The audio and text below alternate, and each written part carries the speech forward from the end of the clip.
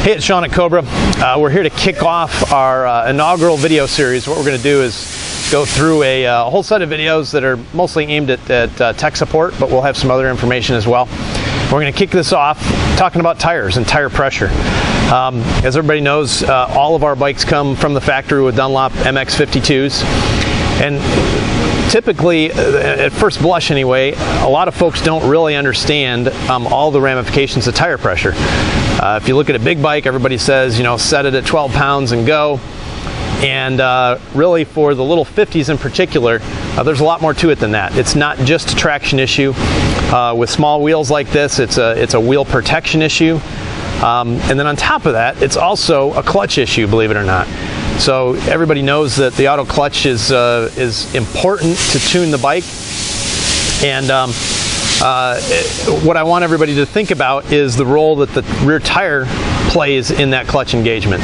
And in fact, the tire is really a secondary clutch.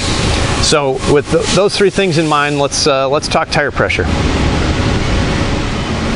Okay, so let's just cut to the chase on tire pressure. For a 50cc bike, Cobra's recommendation is at least 15 pounds. We recommend 18, and you're okay to go up to 20. And that might seem a little counterintuitive with comparison to a big bike where 12 pounds to 15 pounds is okay. But again, it's really, really important with Cobra's mag wheels and with the small tires and with the fact that you're a small bike riding on a track most of the time that's ripped up by a big bike, and rocks and things like that are just magnified for the little guys, that it's important to have enough tire pressure in to protect the wheel. And again, going back to that third reason, you've got traction, you've got protection, and then you've got the clutch. One of the things we noticed at Loretta Lynn's many years ago when we looked at the very top riders, at that point in time, Loretta Lynn's was a pretty sticky track. Nowadays it's got a lot more sand and rice hulls and other things that are in the mix. So the traction is not as tight as it used to be.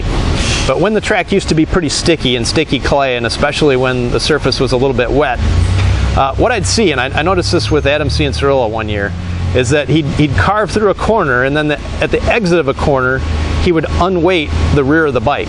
And he was doing that for no other reason, and I don't think he knew the details, but he just knew it made him faster. He had that level of feel for the bike and that level of talent where when he would unweight the rear end, what was happening is the tire was slipping, the clutch would lock up, and he'd be heading off down the straightaway.